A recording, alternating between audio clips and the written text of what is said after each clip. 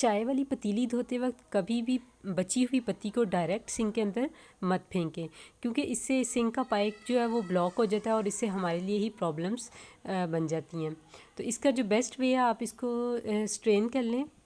इस तरीके से आप स्ट्रेन करें, जितनी भी पत्ती है आप बिल्कुल भी इसको अपने सिंक पाइप में ना जाने दें। अच्छे से आप इसको स्ट्रेन कर लें। स्ट्रेन करने के बाद आप इसको या तो अपने प्लांट्स के लिए यूज़ कर लें एज अ फर्टिलाइज़र, और अगर आप नहीं यूज़ करना चाहते तो इसको आप डिस्कार्ड कर दें।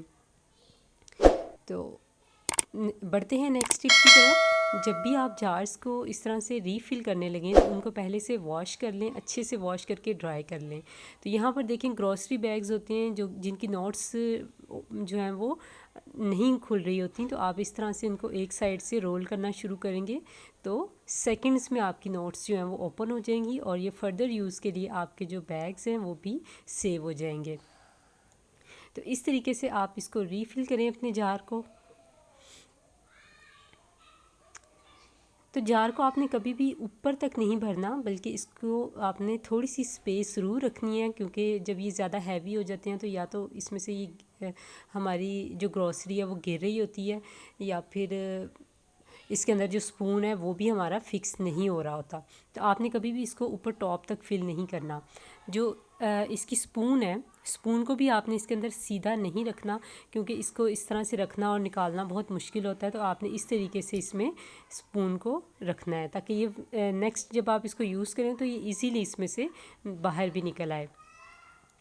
तो है ना कितने कमाल की टिप। इस तरह से आपका किचन हमेशा क्लीन और ऑर्गेनाइज रहेगा, आपको डीप क्लीनिंग की कभी भी ज़रूरत नहीं होगी।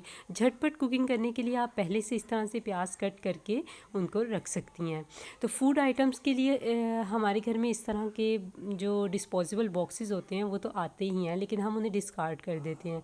तो आप इनको वॉश एंड ड्राई करके फ़र्दर यूज़ के लिए रख सकती हैं। अब इस तरह से मैं इसमें अनियन रख रही हूँ, कट करके इसको फ्रीज़ कर दूँगी, तो जो कुकिंग टाइम होगा वो मेरा बहुत ही कम यूज़ होगा। तो आप इसको इस तरह से फ्रीज़ कर दें। इसके अलावा आप ग्रॉसरी की और भी बहुत सारी चीज़ें इसमें सेव कर सकती हैं।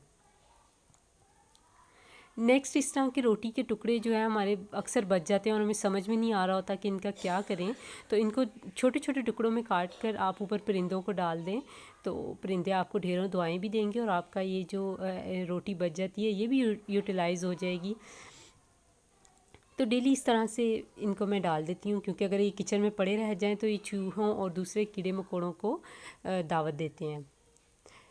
किचन में जो हमारा साबुन वाला बॉक्स होता है, इसके अंदर ही अगर हम अपना सारी चीज़ें इसके अंदर ही रख दें वॉशिंग के लिए, तो इस हमारा जो साबुन है वो 2 दिन के अंदर अंदर घुलकर ख़त्म हो जाता है। तो आप इस तरह से अलग से एक ऐसी चीज़ रखें जिसमें आपकी जो कूची है ये गीली जो है वो ना रहे और फ़ौरन ही ड्राई हो जाए। तो आपका साबुन जो है वो जल्दी नहीं घुलेगा और देर पा यूज़ में रहेगा।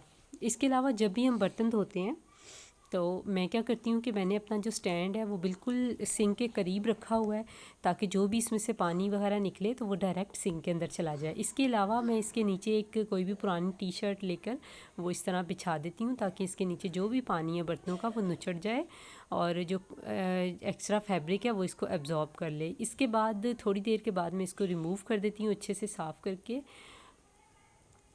तो यहाँ बैक्टीरिया और जर्म्स जो हैं नहीं बन पाते और ना ही यहाँ पानी खड़ा रहता है। तो इसके बाद मैं इस कपड़े को वॉश कर लेती हूँ और ड्राई कर लेती हूँ फर्दर यूज़ के लिए।